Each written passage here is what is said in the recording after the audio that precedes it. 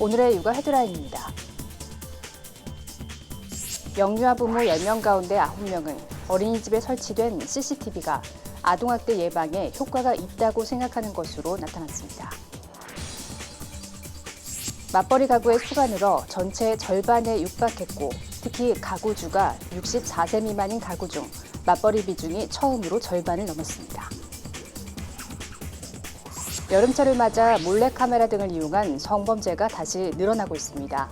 경찰과 지방자치단체에선 지하철 등 공공장소에서 몰카 성범죄를 막기 위해 집중 단속을 벌이기로 했습니다. 이상 오늘의 육아 헤드라인 뉴스입니다. 만 2세 이전 아이의 정서적 건강을 위한 가장 첫 번째는 아이의 욕구에 바로 반응해 주는 겁니다. 배고프지 않게 하고 울 땐 달래주는 것. 기본적인 욕구가 해결되지 않고 아이를 오랫동안 방치하면 불안정한 정서 상태가 형성된다는 점 기억하시기 바랍니다. 육아 포커스 첫 소식부터 함께 하시죠.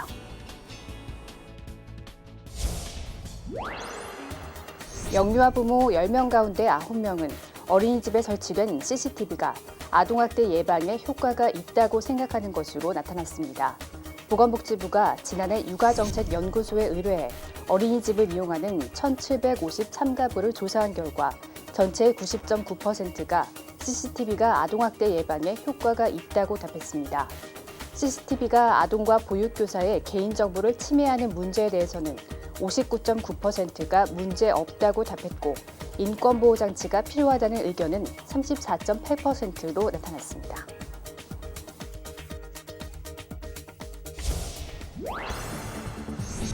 맞벌이 가구의 수가 늘어 전체의 절반에 육박했고 특히 가구주가 64세 미만인 가구 중 맞벌이 비중이 처음으로 절반을 넘었습니다. 통계청에 따르면 지난해 맞벌이 가구는 한 해 전보다 21만 9천 가구 늘어난 567만 5천 가구로 전체 유배우자 가구의 46.3%에 달했습니다. 특히 가구주가 64세 미만인 유배우자 가구에서의 맞벌이 비중은 51.3%로 처음으로 절반을 넘었습니다. 맞벌이 부부의 주당 평균 취업 시간은 남자가 44.8시간, 여자가 39시간으로 남자가 여자보다 5.8시간 많았습니다. 옷차림이 가벼워지는 여름철을 맞아 몰래카메라 등을 이용한 성범죄가 다시 늘어나고 있습니다. 경찰과 지방자치단체에선 지하철 등 공공장소에서 몰카 성범죄를 막기 위해 집중 단속을 벌이기로 했습니다. 바쁘게 오가는 사람들로 붐비는 서울의 한 지하철역. 지하철 등 공공장소에서 만난 시민들은 불법 촬영 범죄에 대해 불안감을 호소합니다. 아무래도 여름에는 짧은 바지나 치마를 입으면 신경이 쓰여서 몰카를 찍어서 유포하는 거에 대해서 아직은 솜방망이 처벌이 많기 때문에 최근 여성을 대상으로 한 몰래카메라 범죄가 다시 늘고 있습니다. 여름철에 전체 몰카 범죄의 3분의 1이 발생한다는 통계도 있습니다. 에스컬레이터나 계단 등에서 스마트폰으로 몰래 촬영하다 적발되는 경우도 끊이지 않고 있습니다. 경찰은 공중 화장실 등에서 성범죄 단속도 이어갈 방침입니다.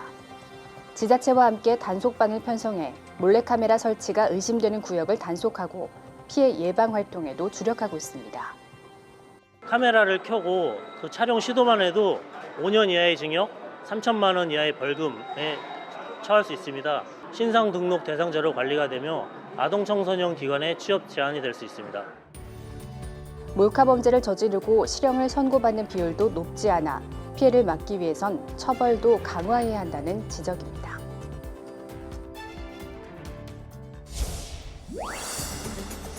대형 워터파크에서 어린이들이 신나게 물놀이를 즐기고 있습니다. 이렇게 워터파크나 수영장, 계곡에서 물놀이를 즐기다 보면 흔히 발생하는 미끄럼 사고 방지를 위해 아쿠아 슈즈는 이미 여름철 가족 피서의 필수품이 됐습니다. 하지만 뚜렷한 선택 기준은 없는 실정입니다. 거의 색상만 봐요. 신어보고 그냥 편하기만 하면 가격은 같은 거라면 싼 걸로. 한 소비자 단체가 시판 9개 아쿠아 슈즈들의 성능과 가격을 비교해봤습니다.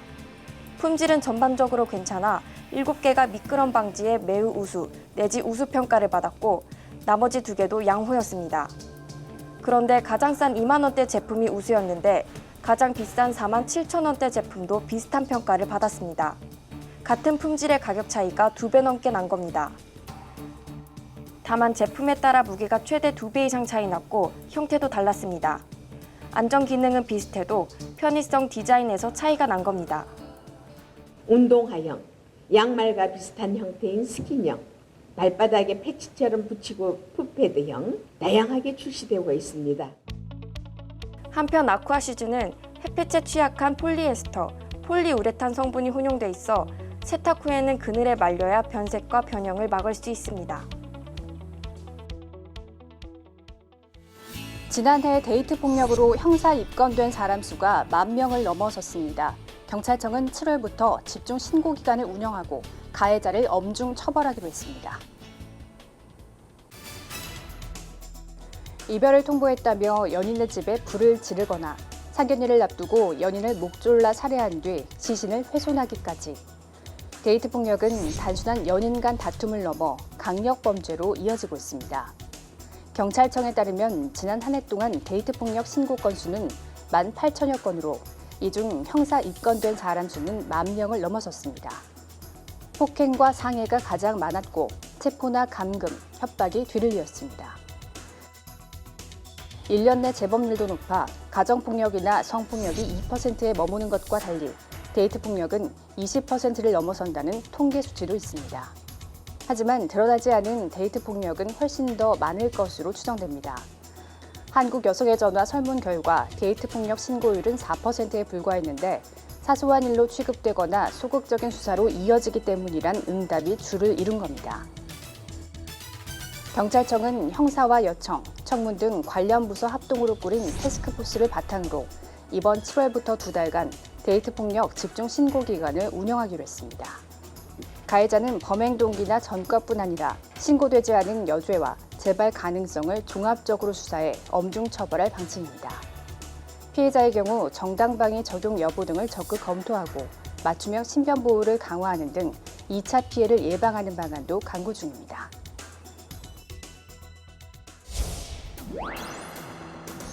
저출산과 인구 고령화는 단순히 인구 구조의 문제가 아니라 앞으로 우리나라 경제와 직결된 문제입니다. 통계청 장래 인구 추계를 보면 15세에서 64세 생산 가능 인구는 작년을 정점으로 올해 5만 5천 명 줄어들지만 내년에는 감소폭이 23만 2천 명으로 확대됩니다. 베이비붐 세대가 내년부터 65세에 도달하면서 2020년에서 2029년 연평균 33만 명, 2030년에서 2039년 연평균 52만 명 줄어든다는 겁니다. 일할 사람이 줄어들면서 현재 2%대인 잠재 성장률은 내년 1.98%로 떨어져 2028년까지 1%대에 머물 것이란 전망까지 나왔습니다. 정부는 고령 인구를 고용시장에 더 붙잡아두기 위한 방안을 모색 중입니다. 먼저 고령자 재고용 기업에 세제 혜택과 감독 완화, 컨설팅 지원 등 인센티브를 주는 방안이 고려 대상입니다. 이와 함께 중장기 과제로 정년 연장과 폐지까지 검토할 것으로 전해집니다. 정년 연장이나 폐지는 기업의 부담, 청년층 고용 위축 등의 우려로 사회적 합의가 필요한 사항. 정부는 노동시장 유연화를 정년 연장과 폐지의 선결 조건으로 보고 있습니다. 전문가들도 신중한 접근이 필요하다고 지적했습니다. 전반적인 임금 체계의 개편을 통한 노동시장의 활력을 제고하기 위한 부분과 함께 이루어져야만 정년 연장이 효과가 있을 것으로 생각이 듭니다. 정부는 이런 내용을 담은 인구정책 TF 발굴 과제를 이번 7월에 내놓을 올해 하반기 경제정책 방향에 포함할 예정입니다.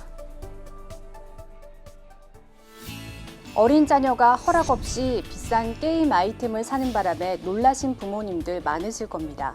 그간 주요 게임 업체들은 이런 경우도 환불이 안 된다는 문제 있는 약관을 써왔는데요. 7월부터는 부모 동의 없이 산 아이템들은 돈을 돌려받을 수 있습니다. 국내 대형 게임 업체들의 온라인 게임 화면들입니다. 이 게임들을 좀 더 다양하게 즐기려면 가입만으론 부족합니다. 게임 아이템이라는 각종 옵션을 사야 하는데 몇천 원짜리도 있지만 이것저것 사다 보면 몇십만 원에 이르고 최고 인기 아이템들은 수백만 원에도 거래됩니다. 하지만 일단 산 아이템은 환불이 안 되는 경우가 대부분이었습니다. 게임을 즐기는 자녀를 둔 부모들에게 큰 불만을 사온 대표적 불공정 약관입니다. 선물을 잘못 보낸 것 때문에 5만 원짜리 건으로 2개를 목돈을 받는다는 게 명시 자기네들이 했기 때문에 안 된다라고만 하더라고요. 공정거래위원회가 넥슨코리아, 넷마블, NC소프트 등 약관을 점검한 결과 한정 아이템이나 앱 시장을 통해 결제한 것은 환불이 안 된다는 등 청약 철회, 환불, 손해배상 청구권을 부당하게 침해한 조항들이 무더기로 나왔습니다. 공정위가 이들 조항을 적발하자 뒤늦게 해당 조항을 시정하기로 했습니다. 선물한 아이템은 수령 전이면 취소, 환불할 수 있고 미성년자가 부모 동의 없이 산 고가의 아이템도 환불할 수 있도록 한 것입니다. 미성년자가 청소년 요금제에 가입한 경우 모든 결제에 대해 법정 대리인의 동의가 있는 것으로 간주하는 조항 등이 포괄적 동의 조항을 삭제하였습니다. 개정 약관은 이번 7월부터 적용됩니다.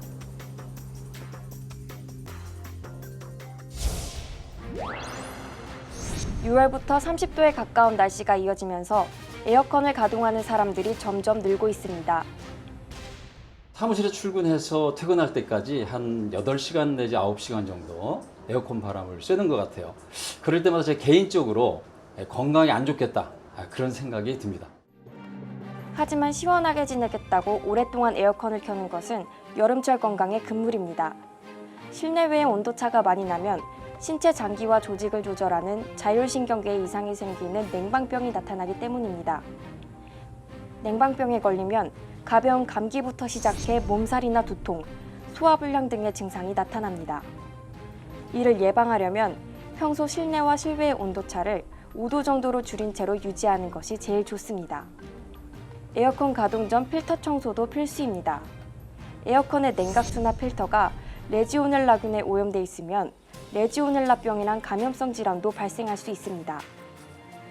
레지오넬라병에 걸리게 되면 폐렴과 폐출혈이 생길 수가 있고 심하면 간질환까지 올 수 있어 상당히 사망률도 있다고 봅니다. 또 적어도 2시간에서 4시간마다 5분 이상 창문을 열어 환기시키는 것도 필요합니다.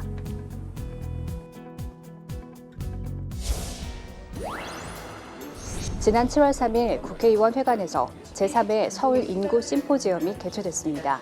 파이낸셜 뉴스와 서울 인구 포럼, 육아종합지원센터가 공동 주최한 이번 심포지엄은 한국 사회 저출산 문제 극복을 위해 마련됐습니다. 제3회 서울 인구 심포지엄이 개최되고 있는데요. 우리나라 아동의 인권과 행복의 현주소, 그것을 한번 점검해보고 그것을 통해서 우리 아이들이 얼마나 소중하고 또 이 아이들이 우리 사회의 미래의 주역이라는 것을 확실하게 다시금 깨달으면서 출산, 보육, 육아야말로 우리 사회의 미래를 책임지는 굉장히 중요한 요소라는 것을 상기시키고자 이 세미나를 하게 됐습니다.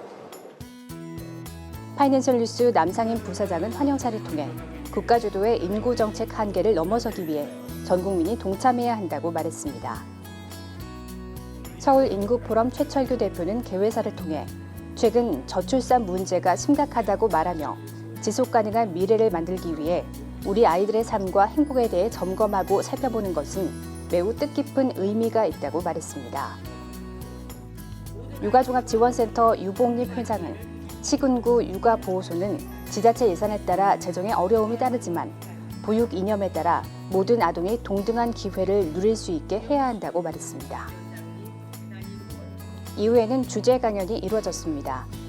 세이브 더 칠드런 오준 이사장은 출산율 저하는 여러 복합적인 문제의 결과로 아동 복지만의 문제가 아닌 성평등 문제, 워라밸의 문제이기도 하다며 여성들도 주요 부서에서 일하면서 경력을 쌓을 수 있도록 문화와 환경을 갖춰야 한다고 지적했습니다. 안재진 교수는 아이가 행복한 사회를 만들기 위해선 학업 부담감을 줄이고 다양한 진로를 보장할 수 있는 사회적 환경을 조성하는 것이 필요하다고 말했습니다. 이날 심포지엄에서는 육아 현장의 목소리를 정책 당국에 전하기 위해 사진 콘테스트가 열렸습니다. 주최 측은 이번 서울 인구 심포지엄을 통해 정부 육아 지원 정책 틀이 보완되고 나아가 저출산 극복에 묘안이 제시되길 기대한다고 말했습니다.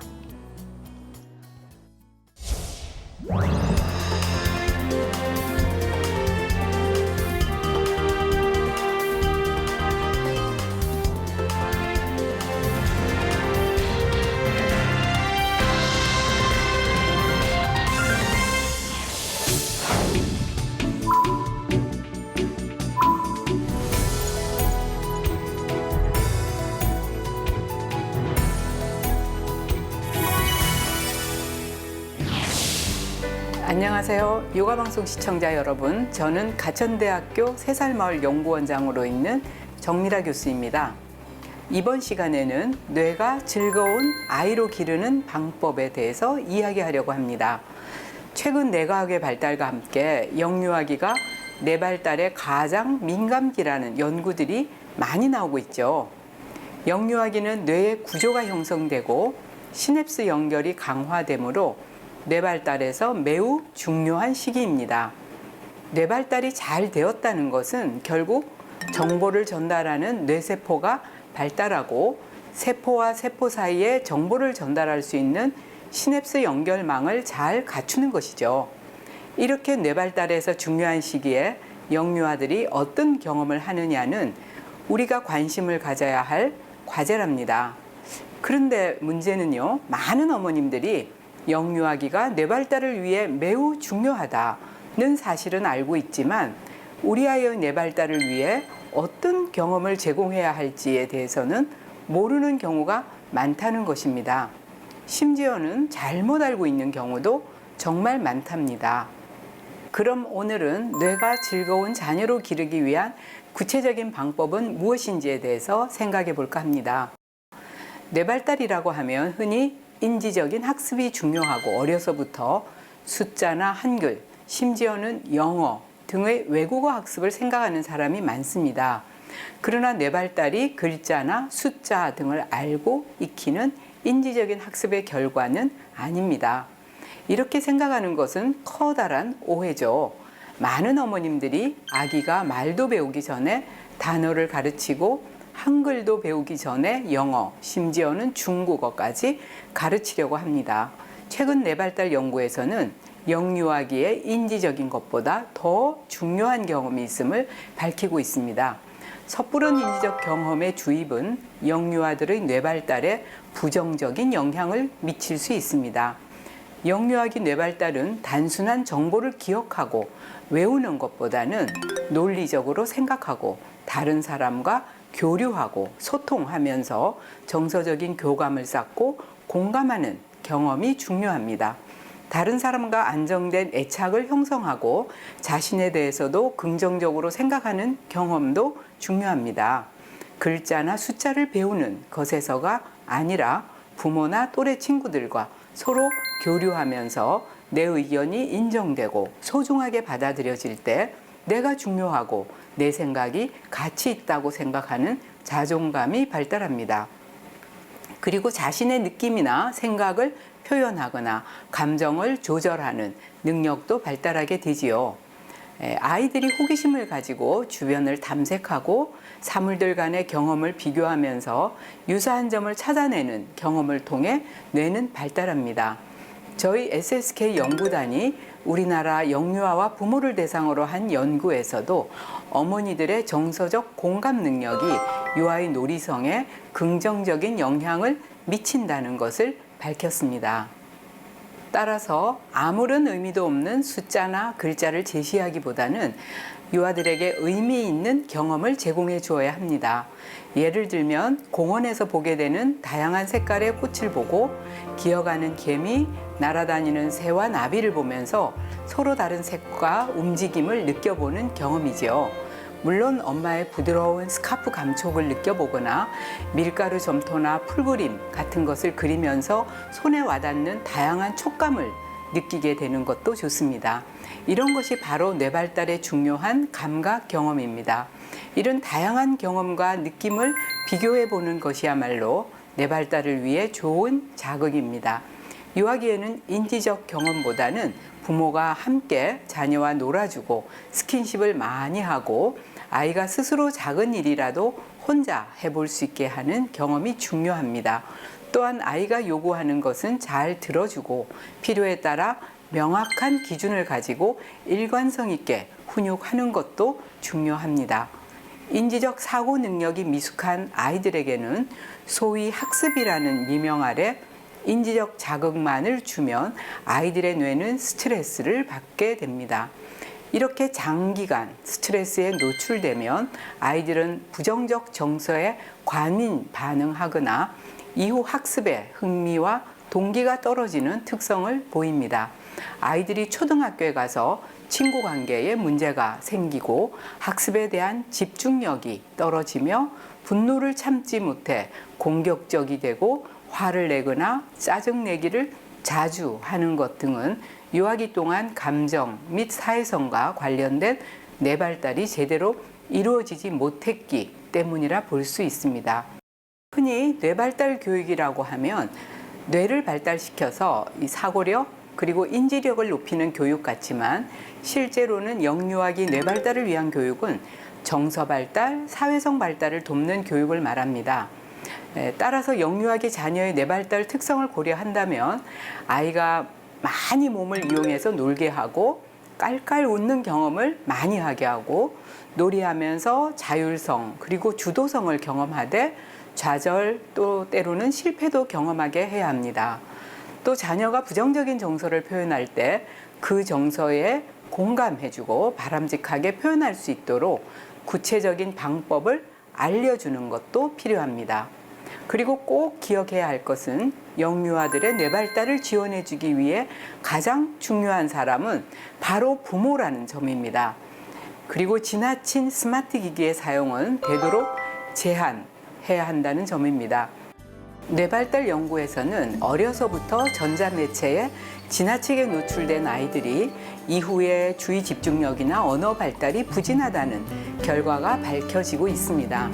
아무리 학습용 프로그램이라 할지라도 컴퓨터나 스마트 기기를 통해 보여주는 것보다는 자연 속에서 실제 사물을 통한 경험을 제공하고 그 과정에서 의문을 제기하고 생각해보는 경험이 정말 중요합니다. 물론 부모의 사랑을 따뜻한 스킨십으로 그리고 언어로 표현해 주는 것도 영유아들의 정서적인 안정을 위해 매우 중요하다는 점 꼭 기억해 주시기 바랍니다. 네, 감사합니다. 국가인권위원회 설문조사 결과 국내 결혼 이주 여성의 42%가 가정폭력을 경험했다고 합니다. 배우자에게 심한 욕설을 들은 경우는 80%가 넘었고 폭력 위협이나 성적 학대를 당한 경우도 3명 중 1명꼴이었습니다. 비단 이주 여성만의 문제가 아닐 겁니다. 가정폭력에 대한 엄중한 법 체계 마련이 시급합니다. 육아포커스 마칩니다. 시청해주신 여러분 고맙습니다.